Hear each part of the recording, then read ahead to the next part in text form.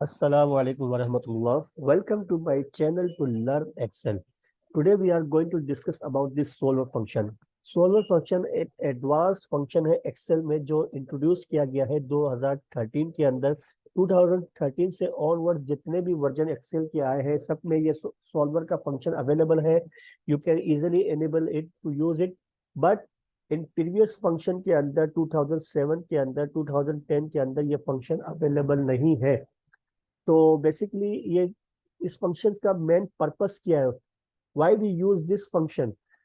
हमने अपनी previous video के अंदर गोल सीक का एक फंक्शन को हमने कवर किया था, जिसके अंदर हमें अपने टारगेट को अचीव करने के लिए हमारे पास ये ऑप्शन अवेलेबल होता है कि एक स्पेसिफिक सेल की वैल्यू को, एक स्पेसिफिक वेरिएबल वैल्यू को हम चेंज कर सकते हैं to get the desired result. But in solver क्योंकि ये एडवांस फंक्शन है, यहाँ पर आपके पास जो ऑप्शन अवेलेबल है, आप एक पर्टिकुलर रेंज को चेंज कर सकते हैं to get the desired result. तो दोनों में हमारे पास डिफरेंस यही है कि गोल सीक के अंदर हमारे पास जो ऑप्शन होता है बेसिकली वो एक सेल की वैल्यू को हम चेंज कर सकते हैं। In solver we can change the range value of particular table हम चेंज कर सकते हैं।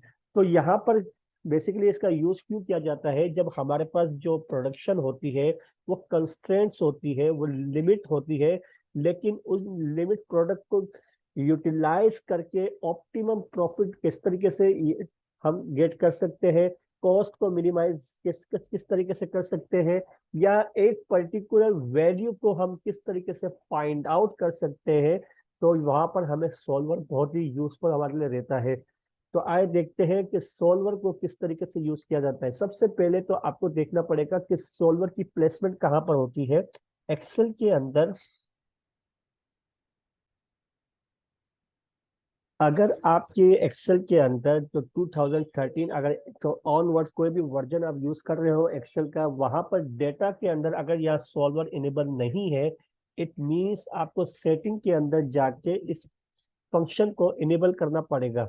इस तरीके से फाइल में आपको जाना है, फाइल के अंदर ऑप्शन अवेलेबल है, ऑप्शंस पे क्लिक करना है, फिर आपको यहाँ पर आना है एड इन आईएनएस पे। यहाँ पर आप क्लिक करेंगे तो आपके पास यहाँ ऑप्शन अवेलेबल है, मैनेज के अंदर बॉक्स बना हुआ है एक्सेल एड एनएस। यहाँ पर आप गो पे क्लिक करेंगे तो यहाँ पर सॉल्वर का ऑप्शन अवेलेबल है जिसे आपको चेक करना है। चेक लगाने के बाद ओके कर देना है। तो यहाँ पर सॉल्वर आपके सामने इनेबल हो जाएगा, आप इजीली इसे यूज कर सकते हैं। तो इसे यूज किस तरीके से करते हैं, इसको यूज करने का तरीका बेसिकली यहाँ पर मैंने दो एग्जांपल आपके सामने रखी है इसको use, so that you can easily get the understanding of solver. तो यहाँ पर आप एक इक्वेशन है x plus y square plus z cube is equal to 88। ये एक इक्वेशन है जिसका टोटल जिसका आंसर है 88। अब हमें ये फाइंड आउट करना है कि किस तरीके से इस इक्वेशन को हम सॉल्व करेंगे, यानी x की वैल्यू क्या होनी चाहिए, y की वैल्यू क्या होनी चाहिए, z की वैल्यू क्या होनी चाहिए। तो क्या होनी चाहिए, तो यहाँ पर हमने एक यहाँ पर रखती है कि x की वैल्यू है 15।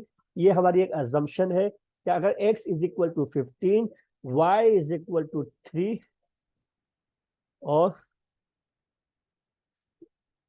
z is equal to 4।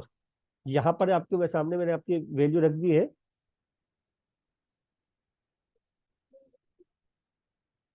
तो इस इक्वेशन को सॉल्व करने के लिए हमें x की, y की और z की वैल्यू चाहिए, जिसका जिस पर हम इक्वेशन को सोल्व करेंगे तो आंसर हमारे पास 88 आना चाहिए। बेसिकली हम यहाँ पर लिख करते हैं कि 88 सम ऑफ दिस पर्टिकुलर रेंज, इस रेंज का सम कितना होना चाहिए, 88 होना चाहिए, सही है। तो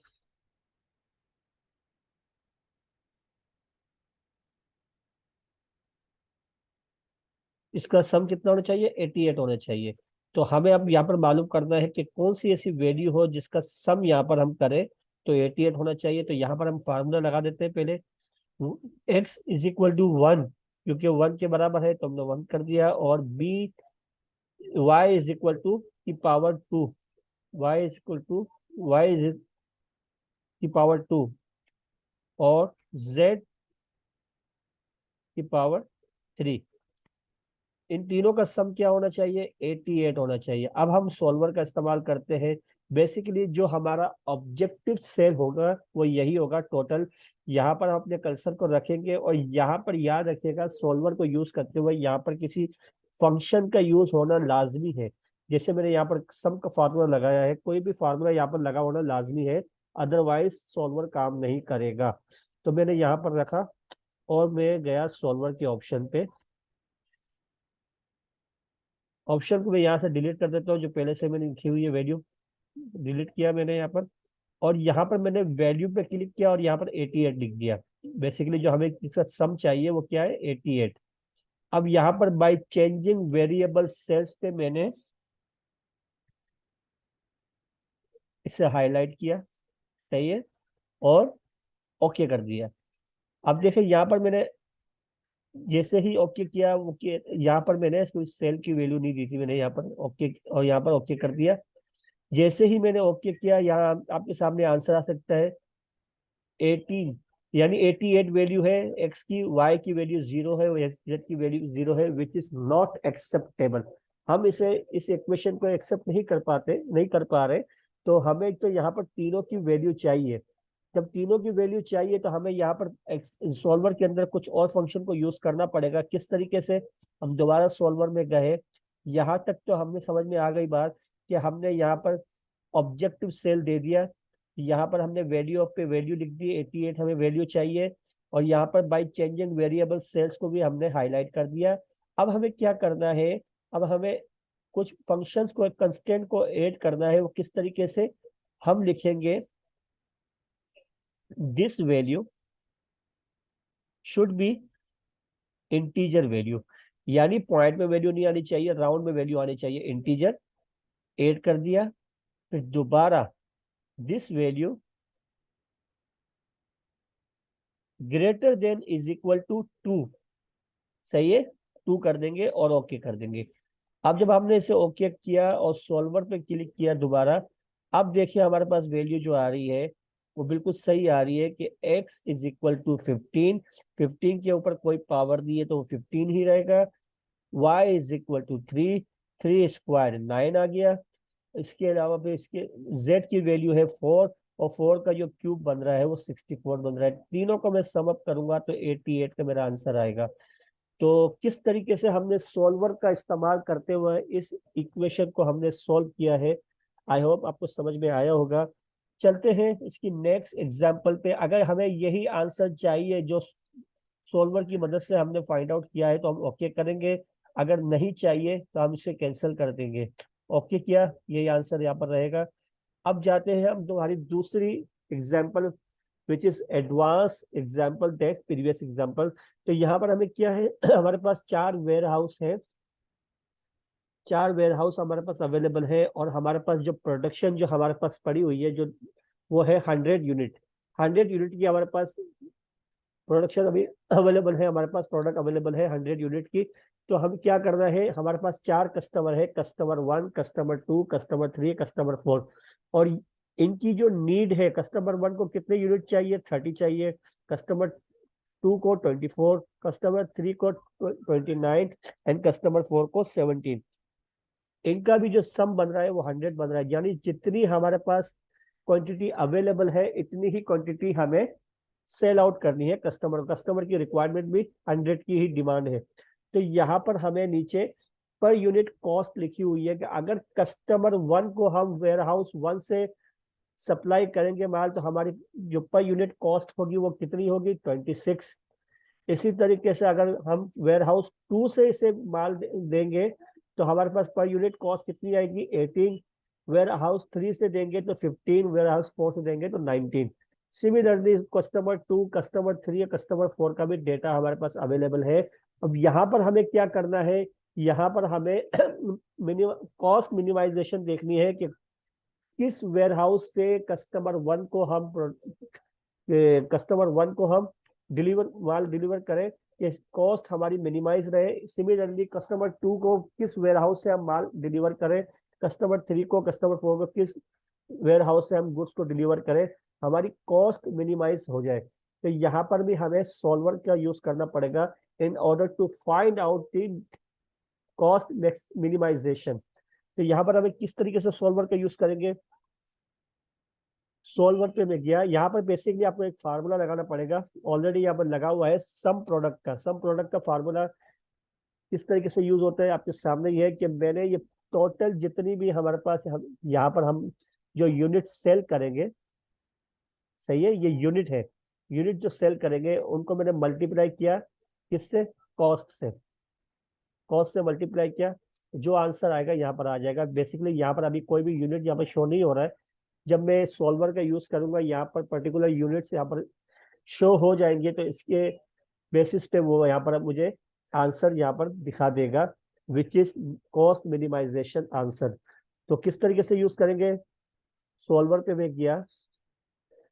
अब हमारा जो टारगेट है, target which is cost minimisation का है, तो मिनिमाइज पे मैंने क्लिक किया और यहाँ पर बाय चेंजिंग वेरिएबल सेल्स पे मैंने यहाँ पर क्लिक कर दिया, सही है।